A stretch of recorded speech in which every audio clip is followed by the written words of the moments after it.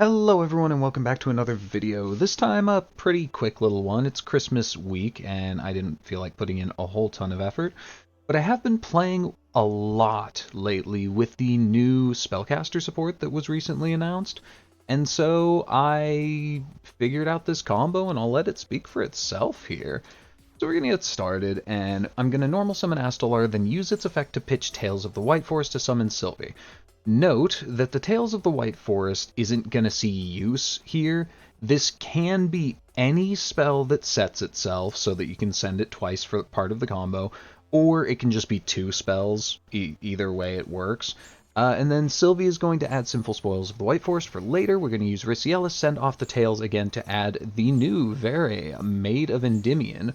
The Astalar is going to come back, and we can special summon the Vere because the effect of Tails to set itself was activated earlier. So she just summons from hand for free to go get us Vere Magic.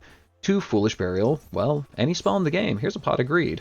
And then we can just use our material to go into Diabell to add back the Pot of Greed. So yes, we have just searched any spell in the entire game, which is quite neat.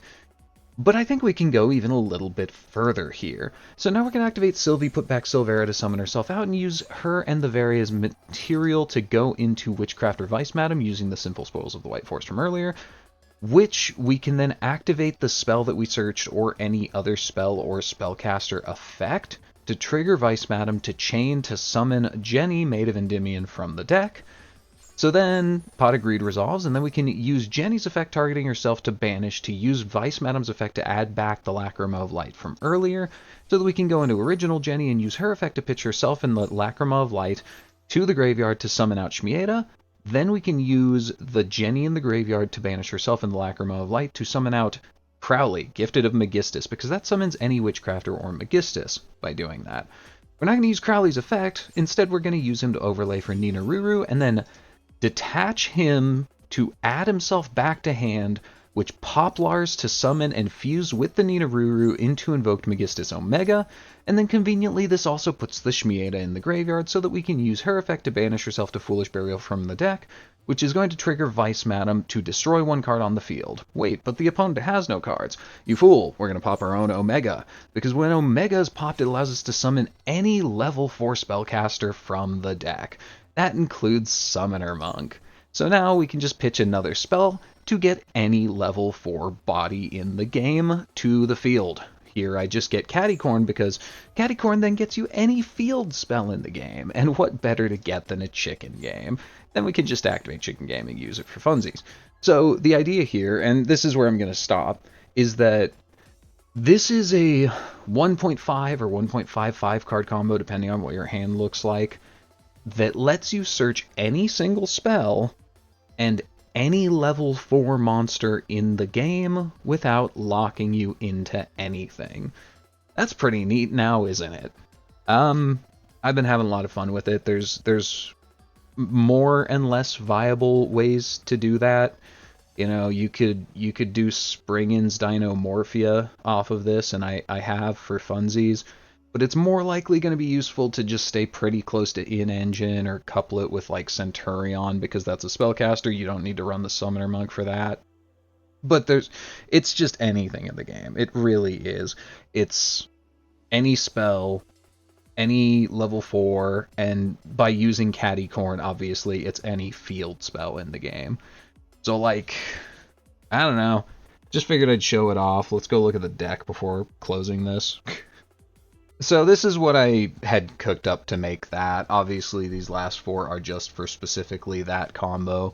Summoner Monk is what you're going to use if you want to do anything. In the sideboard, I have just other good options. For example, you can just summon like Matchlil. You can also grab her at various points through the combo. So like Fairy Tail is great here. I was playing with the new, he's in here, Dark Magician of Destruction, lets you search any Dark Magician card, so like Pharaoh's Servant or Magician Souls for bonus value.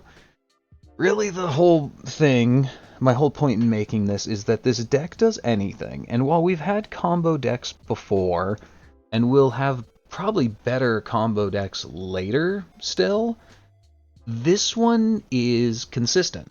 and it works together functionally. If I take out these 4 bricks that I was using for this part of the example, and these numbers can be tweaked, but we have something like almost 30 starters in this deck that can get us through basically everything in the extra deck, and like do some variant of that combo that gets you any spell and any level 4, which is crazy to think about, because Spoon's a starter, that's 3.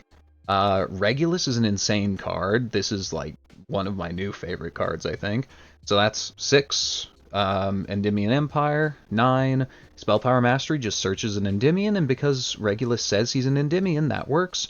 So 3, 6, 9, 12. OG Jenny doesn't work. She's an extender. You could probably have her at 1. I have the Maid at 1, even though I think she's now one of the strongest cards in the game. Maybe run her at 3 if you have enough spells. I'm still fiddling with it.